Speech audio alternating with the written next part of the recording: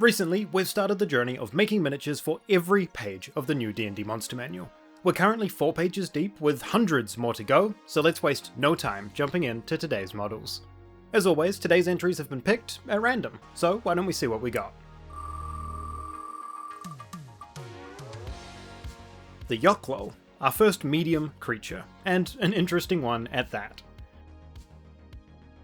Now, I don't have a plastic kit for this mini, and there are scarce few printable models for this creature, most of which were a little too simple for my liking.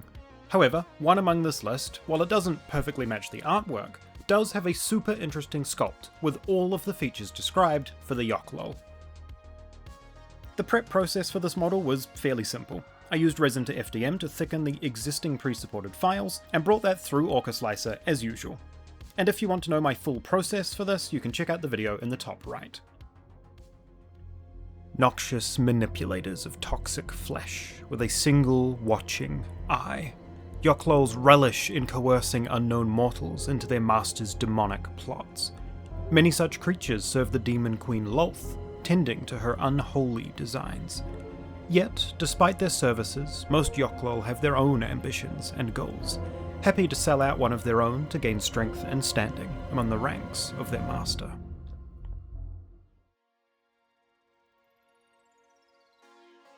While technically a demon, Yochlol do appear to be oozes that serve demonic masters. One of the many reasons I picked this model is that the base helps to tell some of that story, clinging to these stone pillars, almost as if it were summoned or as crawling through some demonic site.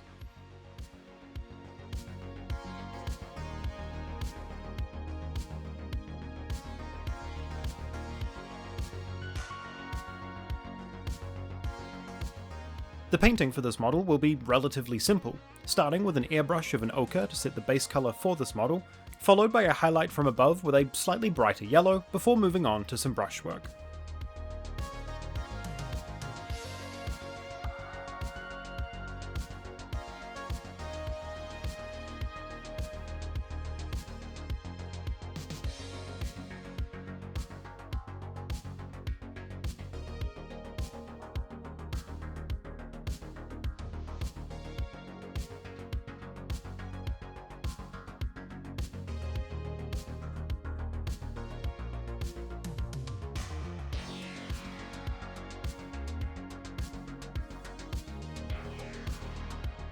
The stone pillars around this model will be hit with a simple dark grey base coat and a highlight of a lighter grey. Nothing too bright or too detailed. I want these stones to just kind of frame the rest of the model and allow the Yochlol itself to stand out.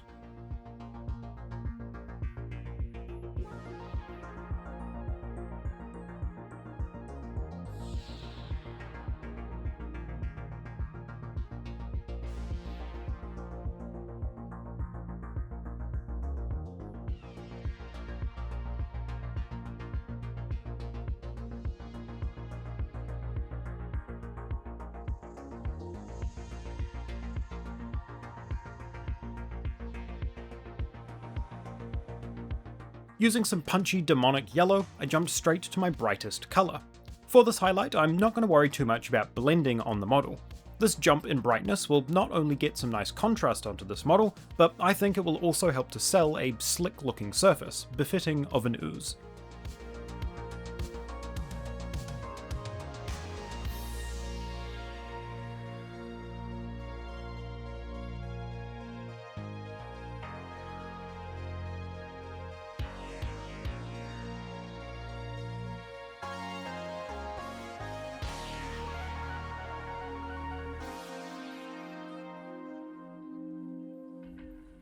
The eye, candles, and skulls all got a base coat with a bone colour, followed by a near white highlight to bring that brightness up.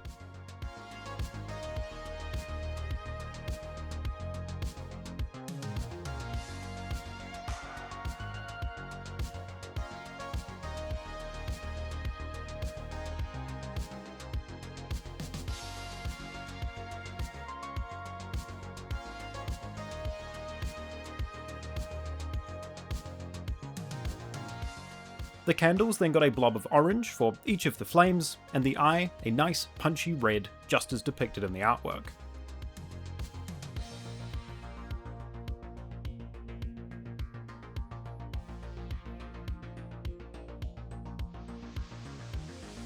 A dot of black and a highlight of white, and that is one more creature with a simple but effective paint job ready to hit the table.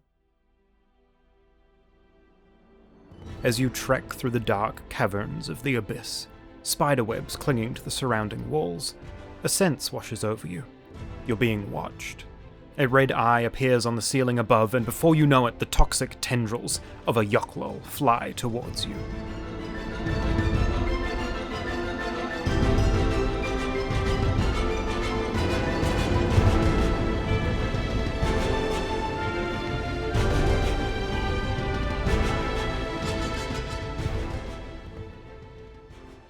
With the Yochlol done, why don't we take another spin and see who's up next. The Aboleth. Okay, a truly iconic D&D creature. Let's go ahead and find our model. For the Aboleth, I already had a printable model in my library, a supportless sculpt by Arbiter Miniatures, meaning that we can print this up on my FDM printer without needing support material, which is always a huge bonus. And frankly, this sculpt is awesome. So, after a quick rescale to size this down to its canonical large base size, it was time to print.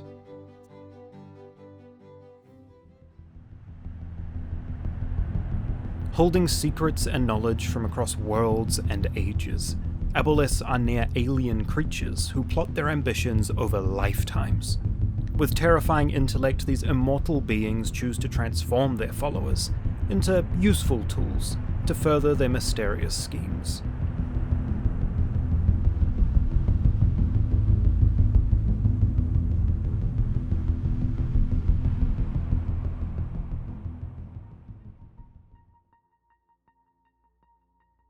For painting this model, I started as always with a gloss black prime, as I find that this gives the best surface finish on the more porous FDM printing. Following that black, I came in with an all-over coat of a desaturated blue-grey to set the tone for this creature. I want to try and replicate that iridescent silvery sheen that fish have and is depicted in this creature's artwork, and this will be a good base to work up from. While I had the airbrush out, I did also add a slightly more saturated blue to the base to set the tone for the water later. And from here I could start establishing some midtones and highlights, using brighter and brighter desaturated blue-greys to start building up brightness on the model.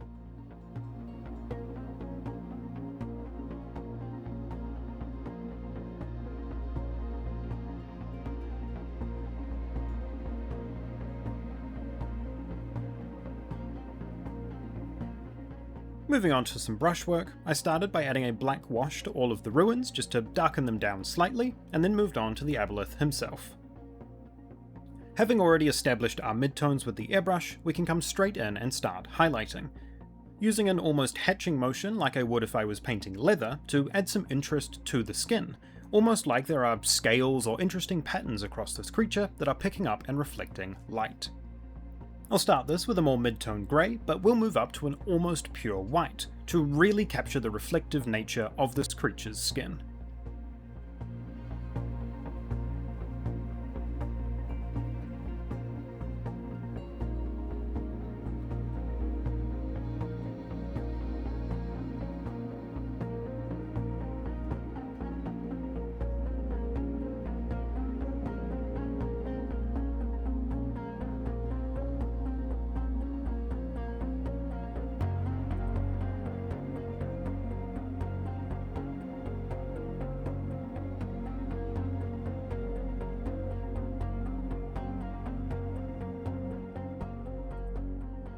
And with the skin of our creature done, we can move on to the mouth, using some reds and flesh tones, as well as bone and pure white to establish this as a point of interest, adding a pop of saturated colour and a pure highlight of white to really draw attention to this area.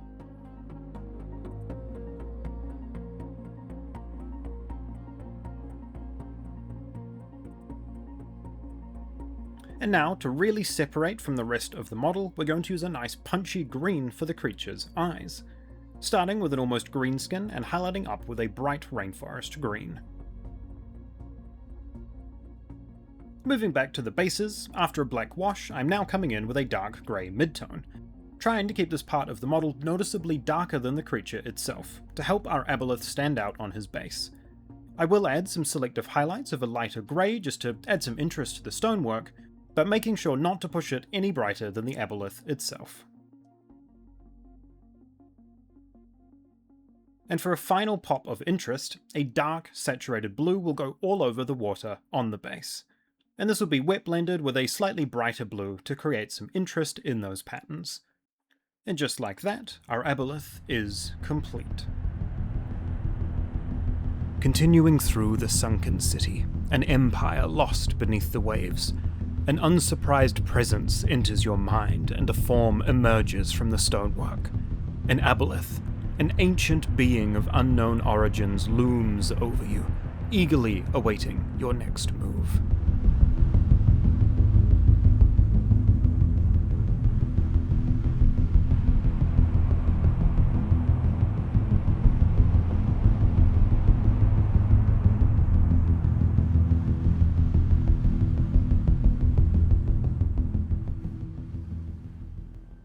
I'm super happy with how this aboleth came out, and I can't wait to put it on my shelf.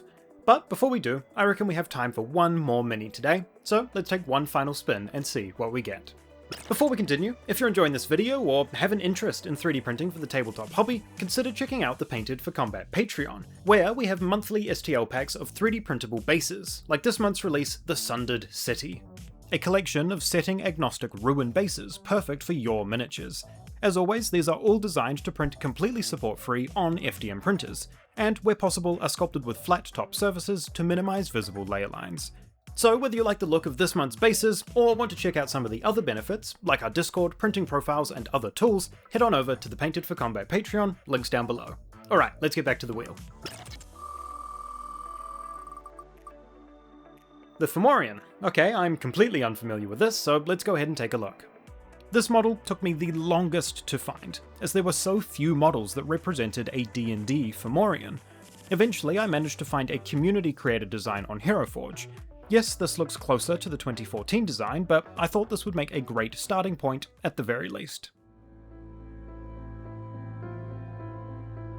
Once known for their magical prowess, the Fomorians' history is a twisted tale of pride. They were tricked into trying to steal Fey magics, only to be hastily banished and cursed by the Fey. Now living out their days dwelling in the Underdark, they do not reflect on their mistakes, instead harnessing their curse for the warped power it itself can provide.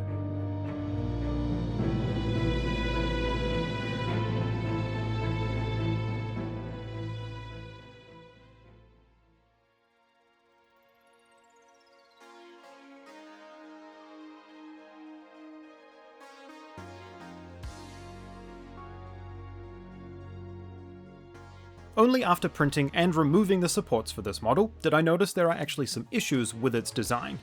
The loincloth appears to not quite be sitting right, almost as if it's clipping through the model. But rather than editing the HeroForge model and having to reprint it, I just decided to snip some of this plastic away. And then I'll just come in with some Milliput and we can sculpt in a new loincloth on the existing model. And this mini here is a great model of the 2014 version of this creature. However, there is something about the colourful growths of the new design that I really like in regards to representing the Fomorian's curse.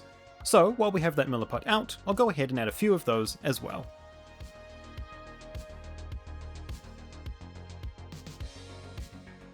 Once I had these forms established, I rolled out the Milliput flat and let it cure for about half an hour to slightly firm up, allowing me to cut some strips that I could then push and pull into place on the loincloth.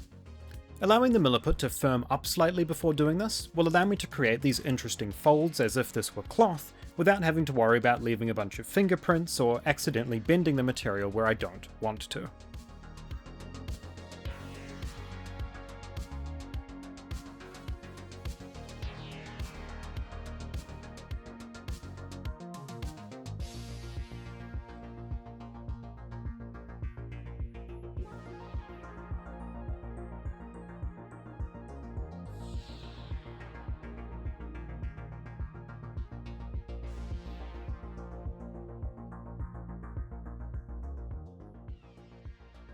The prep for this model will be very similar to the others, starting with an all-over black prime and then establishing some midtones and subtle highlights with the airbrush.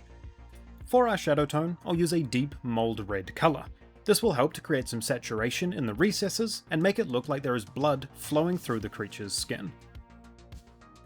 Moving up from that, I'll use a darker topaz skin tone to set some midtones across this creature. The artwork does have quite a bright flesh tone, but I want to build up to that gradually. And so, moving on to brushwork, we can start to push that brightness, coming in with brighter and brighter layers of Caucasian skin tones, starting first with a Crusader skin and eventually pushing all the way up to a Dorado flesh.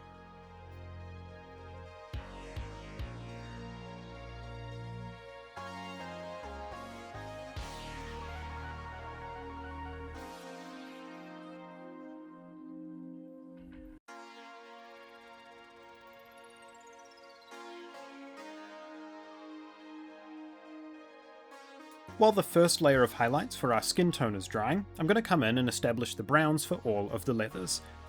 I started this with an all-over base coat of a dark oak brown, but eventually I decided that this wasn't quite dark enough to contrast against the rest of the model, and decided to come in with some thin brown speed paint to darken and add some richness to these areas.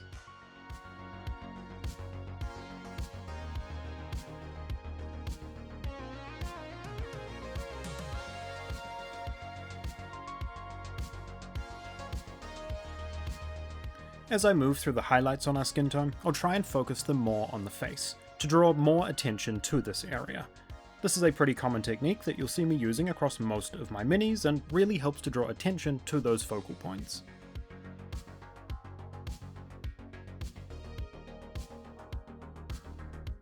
For the eyes, these are going to be in amber, but we're going to start with a base coat of red, moving up through an orange to a yellow, and then eventually adding the black and whites of our eyes.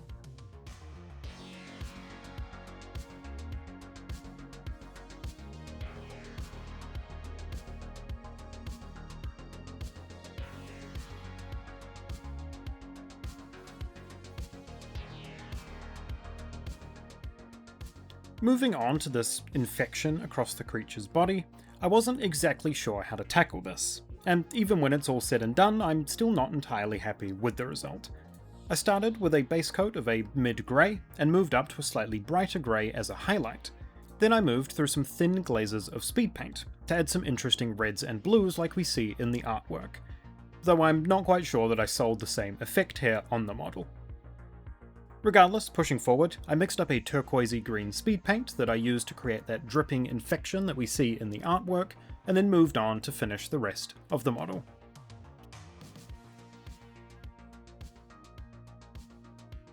For the leathers, I used my usual process of first doing a highlight with some fur brown, and then coming in with buffed hide, using these to create the worn edges of leather and a bunch of weathering scratches across these parts of the model.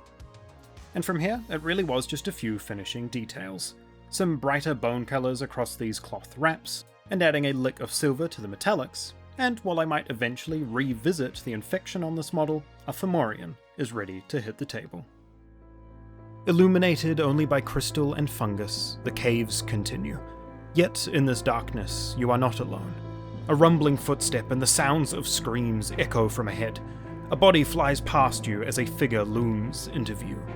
Standing almost 20 feet tall, a warped creature, cursed and twisted, a Fomorian approaches, bloodlust in its swollen eyes.